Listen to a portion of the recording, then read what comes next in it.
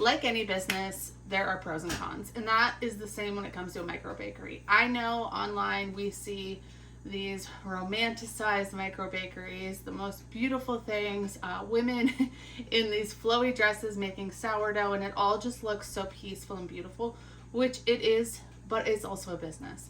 And there's a lot of hard things, it's a lot of work, and today we're gonna break it down for you, pros and cons on starting a microbakery. While we're doing that, I'm gonna be working on starting some dough. I have my oven back here going, and we're gonna just kind of work through this list as I am working, because we have to. So first, let's start with the pros. The pros are that you get to make your own hours, especially if you're a cottage baker, which means you're working out of your home. My husband built this beautiful bakery for me in our basement. So if I have to get up at 4 in the morning to come turn the oven on, I can go back upstairs, sleep on the couch for an hour, and come back down when it's ready to put some bread in. Definitely a huge pro. I don't have to get to a bakery at 3 in the morning. I don't have to leave my house. I can work in my pajamas. There's a lot of pros when it comes to being a cottage bakery, a cottage baker that's baking out of your home, because you have the luxury of being in your house. That is one of the biggest pros of this business. The other pro is that you're going to create such an awesome community. Having connections with people in your community is one of the things that makes life so great. And I think during the last however many years, we've really lost that with technology. We just think like we just want to stay at home in our own little bubble and not have to deal with people is a lot of what I hear. But honestly, the thing that gives me the most joy is connecting with my customers, which is why I've started to scale back my wholesale and started to get into more markets, because there I actually get to talk to the customers. I get to hear their honest feedback, and it's something that I truly enjoy compared to doing wholesale, where I was just taking in the bread and then they would sell it and I wouldn't connect with my customers. So when you have your bakery, you're going to be dealing with customers, which can be on both lists, I guess. It can be a pro and it can be a con, because you are dealing with face-to-face customers. If you don't like that, then it definitely could be a con for you. But for me, it's definitely like growing community and connecting with like-minded people. People who are here to buy your bread aren't the same people who just want a deal. They're going to be someone who really, really respects your art and what you're making. So I think that is a huge takeaway, that, creating your community is so, so good for your soul. For me, creating community is a huge deal. To you, that might not be something that you feel like is kind of make or break, but for me it is. And I think it's more important than we all think. So I put that one on the pros list, because I do think it's really important that you connect with people, especially because you're going to be in your basement or in your bakery or in your home kitchen a lot by yourself. So finding a way to create community so that you don't get super lonely is huge. So the next thing on my pros list is that you get to be creative, and this is huge. I am a very creative person. I love to come up with new recipes. I love to try new scoring techniques, and I am an entrepreneur at heart. So thinking of new business ideas really fires me up. If that's you, then starting any sort of business is going to be really exciting, and you're going to be able to keep that creative flow going, which is going to help you be successful. You're going to think of new ideas where you can get new customers or try new products, and you're just going to always be innovating and changing, which is such a fun thing to do. So definitely a pro is that you get to be as creative as you want to be with your own business. Another pro for me, and I think for a lot of people, would be that you get to have your own business. You get to feel like your own boss. And it's really cool. As much as people say like boss babe or whatever those quotes are, it is really cool when you go out in your community and they're like, hey, you're the bread lady, you're from Madeira Farms. Like, we get noticed a lot more than I thought we would, and it feels good. You've created something that people really like. They know your brand, they know you have a good relationship, and it feels really great. It honestly fills me up so much And my husband loves it too. He's like, I think it's so cool that, you know, people are like, oh, I had your wife's bread. It was awesome. I can't wait to have some more. What else does she have? And he gets to kind of join in that fun too. So definitely a pro when it comes to building your business. There are so many pros personally because I have a microbakery and I love it, that I am just going to go through and like list a few more just so you guys can get an idea of where I'm going with this. Another pro is that you get to run your business however you want.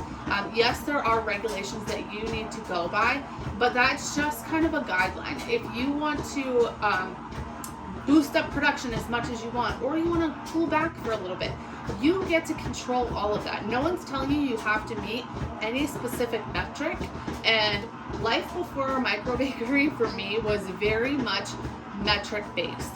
We had to meet X amount of numbers at my corporate job, and it felt so much pressure, and there was no fun, creativity, personalization, nothing in it. It was very numbers driven. So for me, I still am a little bit more numbers driven just because that's where my mind goes. However, if some weeks I'm feeling like, hey, I'm just burnt out and I don't want to do this, besides my wholesale customers, I can kind of scale back and I can say, hey, I'm only going to accept 10 orders this week or 5 orders this week. Like, you can control how much you do or how little you do, and that is something that's so great. Another pro about having a microbakery is that you get to control the product. So if you really only want to do bread, then you just do bread. If you want to add all these different things, then you do that. You get to control everything, which is an amazing thing to do. Let me tell you, coming from corporate to having my own business, being able to control everything just feels so great. So, of course, there's a ton of pros. We can get into, making money, all that stuff. Like, all of that stuff is a pro. But I'm going to jump into the cons now just so we can kind of balance it out. You're probably thinking, okay, sounds great. Sign me up. How do I do it? The con is that it is very time consuming, especially if you're doing a sourdough microbakery. If you make sourdough now, you know that is a time consuming process. Multiply that by 10, 20, 30, you're going to be spending a lot of time thinking about your business. You're going to be spending a lot of time working on your business, and it is just very time consuming. Even if you're not doing anything specifically in the bakery, your mind is thinking, okay, what do I have to do next? Is anything proofing? What time should I bake this? And coming up with a really good schedule is going to help you so much. I'm still trying to figure that out, by the way. But that's one con, is that your mind is constantly thinking about business, because that's how you make your money, right? So as much as we're our own boss and it's great and it seems so easy and flowy, it's really not. Your brain is constantly thinking about what you have to do next so that you can keep your business rolling. So that is definitely a con, is that you never really get to disconnect from your business. Even when I was on vacation, my mind was thinking, okay, I get back on Friday, I gotta get dough going on Sunday. Like, your mind is constantly going when it comes to your business. Another con is dealing with customers. And as much as it's a pro, it can definitely be a con. And I am specifically talking about wholesale customers. I have never, knock on wood, had an issue with a customer that has bought specifically from me. What happens, and it's only happened once or twice, is that you get into these relationships with wholesale customers. And I've learned that working with another business is a really great thing to help get your name out there, but can also be very, very difficult. You have to rely on them to make sure that your product only stays on the shelf as long as it's good.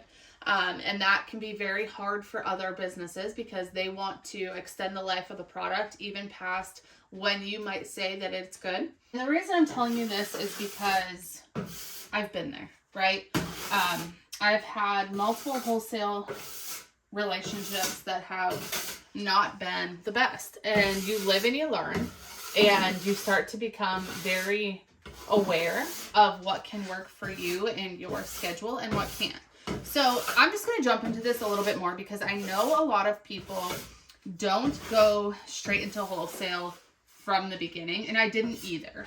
I actually was kind of hesitant to do wholesale, if I'm being honest, because I did not want to get into a situation where I was relying on someone else for my income, because then you're not running your own business. Once again, you're back into that that unfortunate situation of someone else kind of controlling how you make money. I ran out of my normal parchment paper, so I had to run to the store real quick and grab some good old Reynolds parchment paper for today until my other stuff comes in.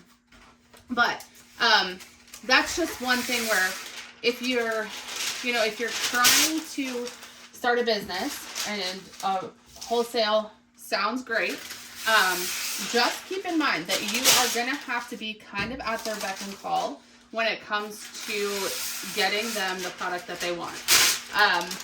And it can be a great relationship. It can work really well for both businesses, or it cannot work so good. And it's okay to turn away and say, hey, this just isn't working for me right now. I have different goals for my business, and this just isn't what I wanted to do.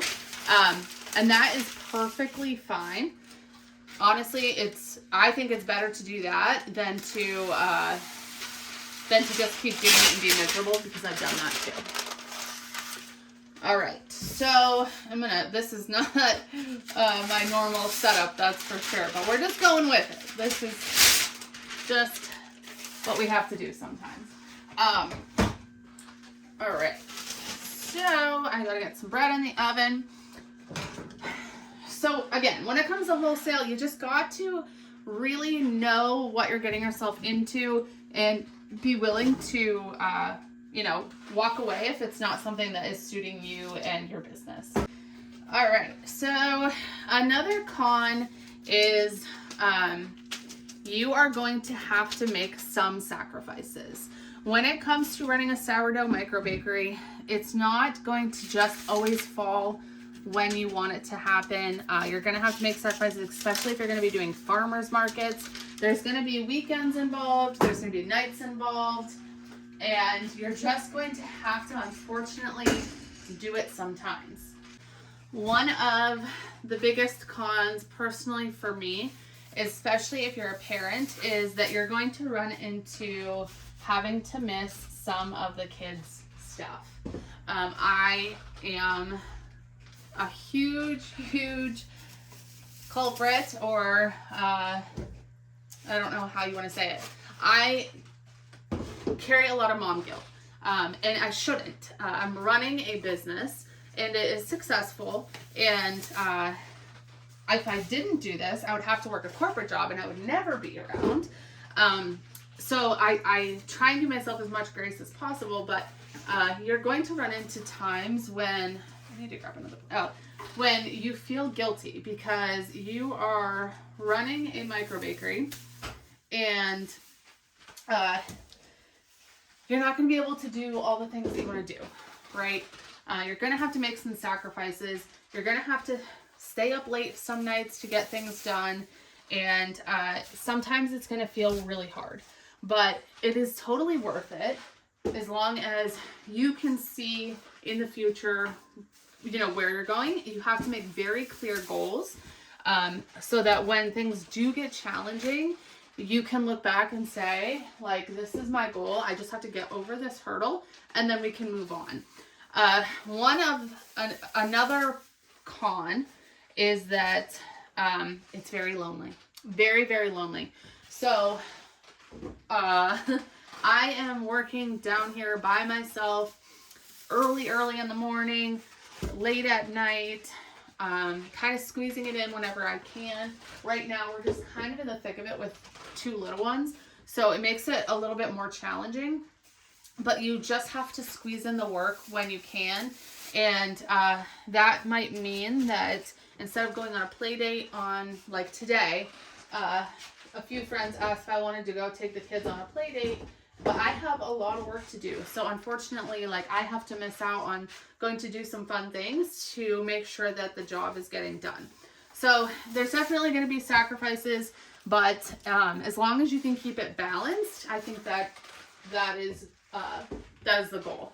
And again, you get to choose. If you really only want to bake 4 loaves a week, or 10 loaves a week, and you just want to keep it as super small and just something really fun that you get to do, or maybe you just want to do a couple events during the year, that is totally cool too. So as much as it's a con that you are going to be working alone, you can change it so that you're not working alone as much. If you start to grow a lot, which is something that happened to me really early on. I went from like 10 loaves, I think 10, 12 loaves a week to 200 in like no time. And I got too big and I didn't hire any help. I still don't hire any help. I just have my dad deliver for me every now and then. And he's kind of my maintenance guy too. He like cleans my bantam baskets for me. So I'm lucky. But that's something that you might have to look at in the future if you're getting super big and you just can't handle it all. I have so many friends who run microbakeries who hire someone to clean, someone to do dishes. They hire a lot of people out so that they do have some extra time to go do this stuff with their kids. You know, that could be something in the future that you might have to hire out some of the stuff so that you get to do the things that you want, which I think is a great option. I keep talking to Andrew about possibly hiring someone to do farmers markets for me because I don't want to miss some like t-ball games that Colton's going to be in and just some fun things. So I might actually hire somebody to just do a couple farmers markets so that I can, you know, I can be at those family events. So just some things to think about. That is a very short pros and cons list. I think it gives you an idea, a kind of a peek into what it would be like to run a microbakery. Some pros and cons, some real talk. I mean, you see it online all the time, especially if you are thinking about starting a microbakery. I'm sure your feed or whatever is filled with all these women. You know, it just looks so romantic and everything's like clean and beautiful and tidy. And honestly, it's just not real. Like, it's not. There are going to be days when you're crying because your loaf's overproofed, when you can't fulfill an order because you're sick or your kids are sick. And you really have to think about those things. Like, going into it, you need to know, like, what am I going to do if this happens? If something fails, how am I going to recuperate? And you really have to have thick skin because you're going to have people who are going to tell you like all the bad things that you don't want to hear. It's going to come out. Like if you have a mess up on your bread, and you still sell that bread, which I never recommend you do. If you do something like that, you have to be okay with getting, you know, the feedback that will come with it. So again, these are just some pros and cons. I wanted to pop on and talk to you guys about them because I know a lot of people have been messaging me that they're trying to get licensed.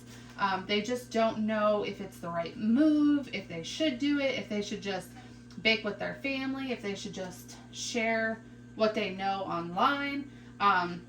And anything you do is great, right? Putting yourself out there and selling bread is very, very difficult.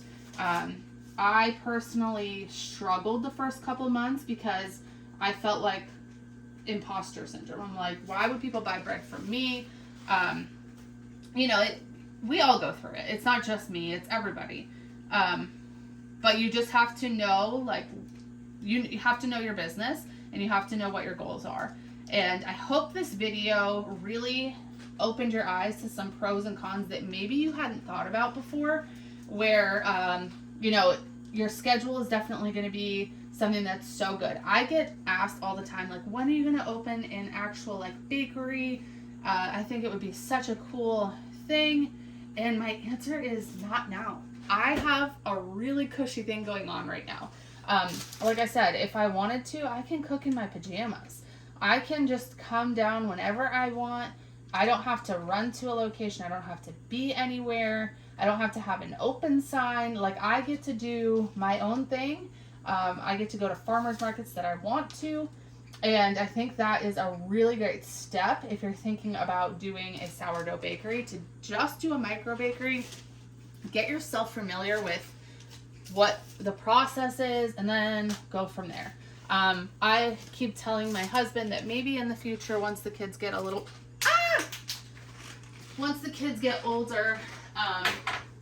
I will look at, here's my other phone.